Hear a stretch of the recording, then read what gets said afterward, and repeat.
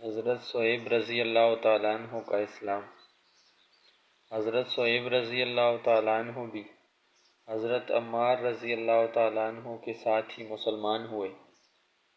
نبی اکرم صلی اللہ علیہ وسلم حضرت ارقم رضی اللہ تعالیٰ عنہ کے مکان پر تشریف فرما تھے کہ یہ دونوں حضرات علیحدہ علیحدہ حاضر خدمت ہوئے اور مکان کے دروازہ پر دونوں اتفاقیہ اکٹھے ہو گئے۔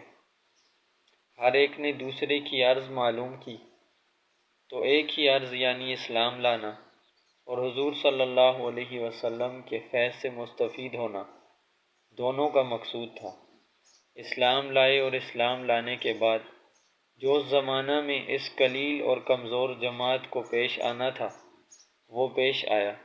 ہر طرح ستائے گئے، تکلیفیں پہنچائی گئیں اور آخر تنگ آ کر ہجرت کا ارادہ فرمایا تو کافروں کو یہ چیز بھی گوارا نہ تھی کہ یہ لوگ کسی دوسری جگہ جا کر آرام سے زندگی بسر کر سکیں۔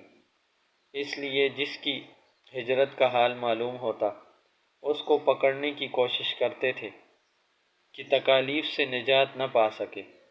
چنانچہ ان کا بھی پیچھا کیا گیا اور ایک جماعت ان کو پکڑنے کے لیے گئی۔ انہوں نے اپنا ترکش سنبھالا جس میں تیر تھا اور ان لوگوں سے کہا کہ دیکھو، تمہیں معلوم ہے کہ میں تم سے زیادہ تیر انداز ہوں، اتنے ایک بھی تیر میرے پاس باقی رہے گا تم لوگ مجھ تک نہیں پہنچ سکو گے، اور جب ایک بھی تیر نہ رہے گا تو میں اپنی تلوار سے مقابلہ کروں گا یہاں تک کہ تلوار بھی میرے ہاتھ میں نہ رہے۔ اس کے بعد جو تم سے ہو سکے کرنا۔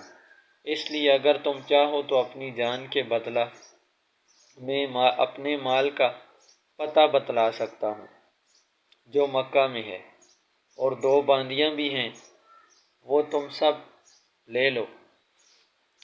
اس پر وہ لوگ راضی ہو گئے اور اپنا مال دے کر جان چھڑائی۔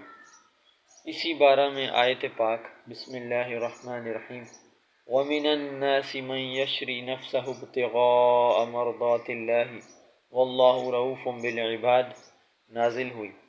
ترجمہ: بعض لوگ ایسے ہیں جو اللہ کی رضا کے واسطے اپنی جان کو خرید لیتے ہیں اور اللہ تعالیٰ بندوں پر مہربان ہے۔ حضور صلی اللہ علیہ وسلم اس وقت قباء میں تشریف فرما تھے۔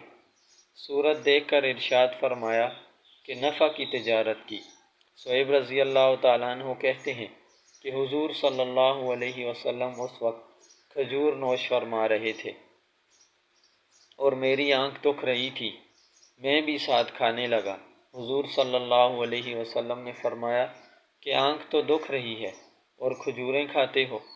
میں نے عرض کیا حضور صلی اللہ علیہ وسلم، اس آنکھ کی طرف سے کھا رہا ہوں جو تندرست ہے۔ حضور صلی اللہ علیہ وسلم یہ جواب سن کر ہنس پڑے۔ حضرت صہیب رضی اللہ تعالیٰ عنہ بڑے ہی خرچ کرنے والے تھے، حتیٰ کہ حضرت عمر رضی اللہ تعالیٰ عنہ نے ان سے فرمایا کہ تم فضول خرچی کرتے ہو۔ انہوں نے عرض کیا کہ ناحق کہیں خرچ نہیں کرتا۔ حضرت عمر رضی اللہ تعالیٰ عنہ کا جب وصال ہونے لگا تو انہی کو جنازہ کی نماز پڑھانے کی وصیت کی تھی۔